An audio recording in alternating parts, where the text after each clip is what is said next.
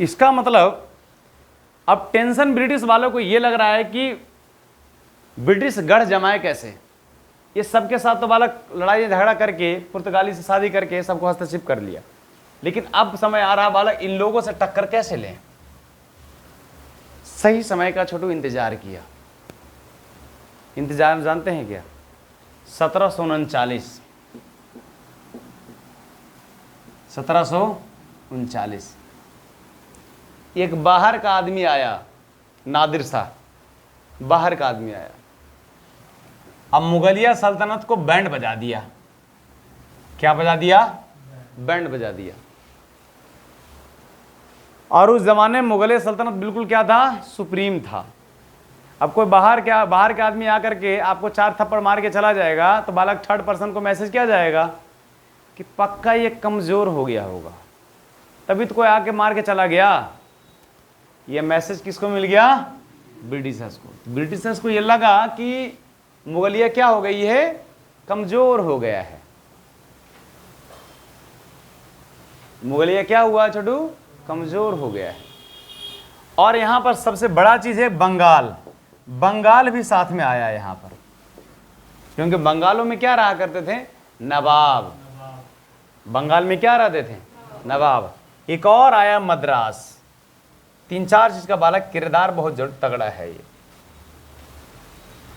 बंगाल और मद्रास। बंगाल में कौन रह रहा है? नवाब। दिल्ली में कौन रहा है? मुगल सल्तनत। और एक और कहानी आएगा, अवध। कौन सा? अवध। अवध मतलब यूपी।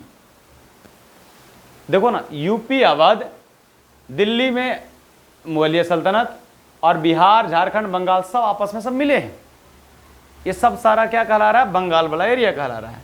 बंगाल में नवाब हैं, अवध में भी यहां पर समझिए एक तरह से नवाब हैं। जैसे कभी लखनऊ देखते हो, नवाबों का शहर कहते हैं, यहां भी नवाब। मुगलिया सल्तनत अपने रौस में आया। नादिर शाह आया, इसको बालक क्या? बैंड बजा दिया। मारा तगड़ा तरीका से, कुर्सी पर खड़ा होकर मारा, मार थप्पड़, एकदम रपेट दिया एकदम नादिर शाह। थर्ड आदमी पर्सन देख लिया ब्रिटिश वाला, बोला ये तो गया, ये तो कमजोर हो गया।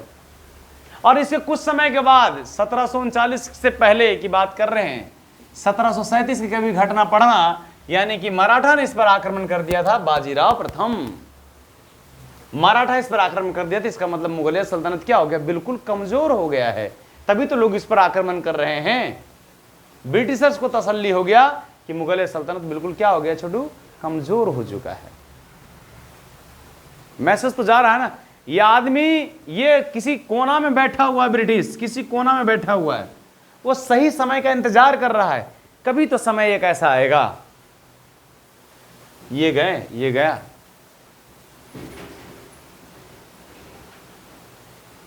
और सिखों का नस्ता नबूद कौन कर दिया था? मुगलिया सल्तनत। कभी फर्रुखसियार के बारे में थोड़ा पढ़ना।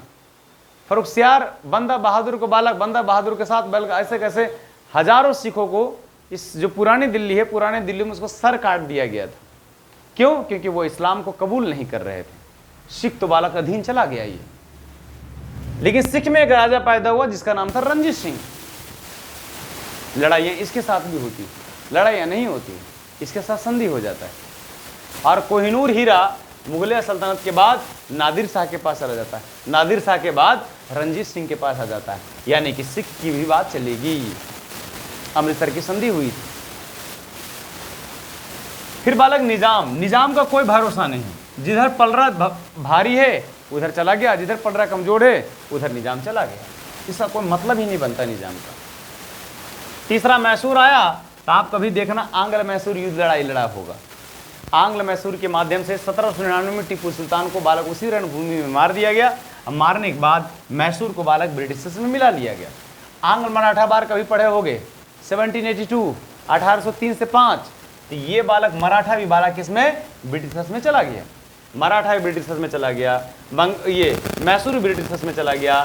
सिख तो दिलीप सिंह को बालक कुछ पैसा दे करके उसको लंदन भेज दिया गया, ये भी बालक ब्रिटिश में चला गया। यानी ब्रिटिश देखो ब्रिटिश ब्रिटिश